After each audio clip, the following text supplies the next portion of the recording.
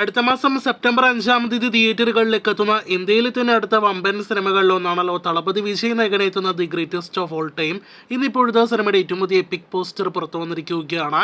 ഇന്നലെ IMAX poster പുറത്തു വന്നതിന് പിന്നാലെയാണ് ഈ കാണുന്ന ഏറ്റവും പുതിയ പോസ്റ്റർ പുറത്തുവിട്ടിരിക്കുന്നത്. ഇതോടെ ഗോട്ടിന്റെ ആകെ പോസ്റ്ററുകൾ നോക്കുകയാണെങ്കിൽ ഇന്നും ഇന്നലെയുമായിട്ട് പുറത്തു വന്ന പോസ്റ്ററുകൾ മികച്ചു നിൽക്കുന്നു എന്ന് നിസ്സംശയം പറയാം. എന്തായാലും സിനിമയുടെ ട്രെയിലർ കൂടിയാണ് ഒരുപാട് പ്രേക്ഷകർ കാത്തിരിക്കുന്നത്. അടുത്ത ദിവസങ്ങളിൽ തന്നെ ട്രെയിലർ അപ്ഡേറ്റ് പുറത്തു വരുന്നതാണ്.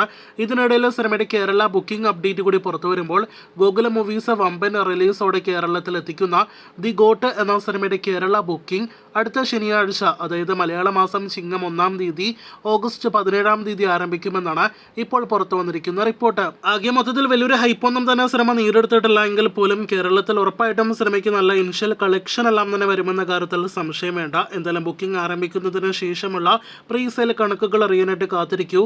ട്രെയിലർ അപ്ഡേറ്റിനായിട്ട് കാത്തിരിക്കൂ. ദേവദൂതൻ ആ സിനിമയുടെ 15 ദിവസങ്ങൾ തിയേറ്ററുകളിൽ പിന്നിടുകയാണ്. ഇതേ രീതിയിൽ പോകുകയാണെങ്കിൽ 20 ദിവസങ്ങൾ പിന്നിടാനുള്ള എല്ലാവിധ സാധ്യതകളുമുണ്ട്. സിനിമയുടെ കേരള ട്രാക്കിംഗ് എസ്റ്റിമേറ്റ് കണക്കുകളിലേക്ക് വരികയാണെങ്കിൽ ഇന്നലെ ഇതേ സമയം 5 ലക്ഷത്തിന് മുകളിലാണെങ്കിൽ ഇന്ന് 2 ലക്ഷത്തിന് മുകളിലാണ് കേരള ട്രാക്കിംഗ് ഗ്രോസ്. ഇന്നും കേരളത്തിൽ 5 ലക്ഷത്തിന് മുകളിൽ ഗ്രോസ് കളക്ഷൻ ഉറപ്പാക്കിയ സിനിമ ഇന്നത്തോടെ 3,75,00,000 മുകളിൽ കേരള ഗ്രോസും 4,80,00,000 വേൾഡ് വൈഡ് ഗ്രോസും നേടിയെടുക്കുമെന്നാണ് പ്രതീക്ഷിക്കുന്നത്. ഇന്ന് കൂടുതൽ വിദേശ രാജ്യങ്ങളിൽ റിലീസ് ചെയ്ത സിനിമയുടെ ആകെ വേൾഡ് വൈഡ് ഗ്രോസ് ശനി ഞായർ ദിവസങ്ങൾ കൊണ്ട് 5 കോടി കടക്കാനുള്ള സാധ്യതയുണ്ട്.